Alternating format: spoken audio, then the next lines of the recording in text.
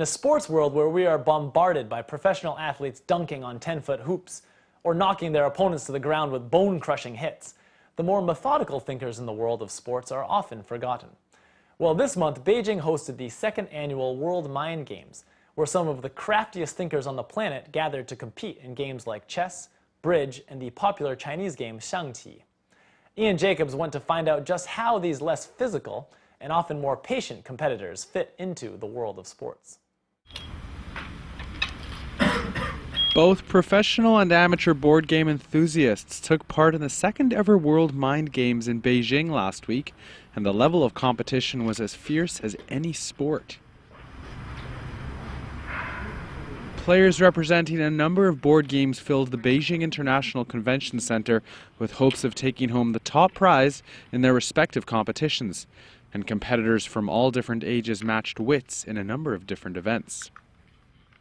The game of bridge was one of the most hotly contested, with teams from Norway, the Netherlands, and China, to name a few, taking part.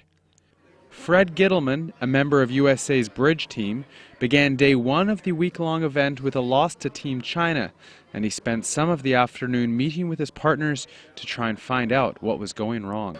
Well, in terms of the results, it's a very competitive event. I mean, there's only 4 teams that are playing, and they're all made up of, among the world's leading bridge countries. So, we knew we were in for, a challenge in order to score well. The Chinese are sort of famous for how well they organize their tournaments and the way they take care of us. So we're, looking forward to, sort of being, well looked after. And so far, we haven't been disappointed by that. The event was hosted by Sport Accord, a federation formed to promote various international games like chess. Chess in China has been on the rise in recent years, with currently 5 of the world's top 100 players coming from China, including women's world chess champion Hou Yifan. There are an estimated 3 million chess players in China, but as a professional chess player, Spaniard Paco Vallejo says nationality nor age matters when it comes to playing chess.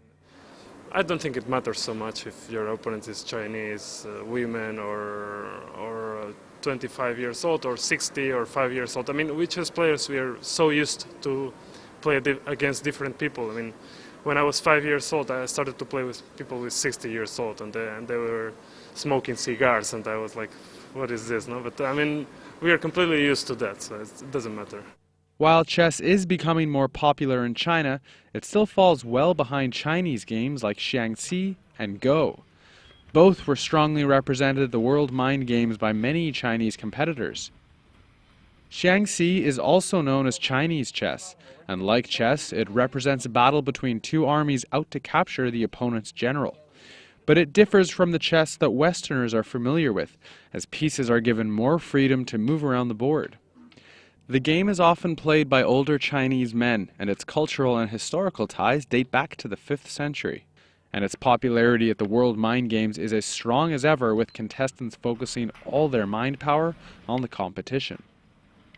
There are a number of different events here at the World Mind Games, and players can enter as an individual, in pairs, or in a team. Now, I have here with me the World Anti-Doping Agency's 9-page booklet of illegal substances, and they include anabolic steroids and human growth hormones. Now, I'm not sure how that would help players move pieces across a board, but with prizes in the $20,000 US range, there's some serious money to be won. For East West Sports on BON, I'm Ian Jacobs.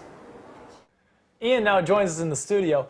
Ian, a lot of people would probably say that mind games is not exactly a sport. Now, having been there up close and personal, what's your take? Well, I think the argument of whether some of these things are sports or even hobbies will probably last a very long time.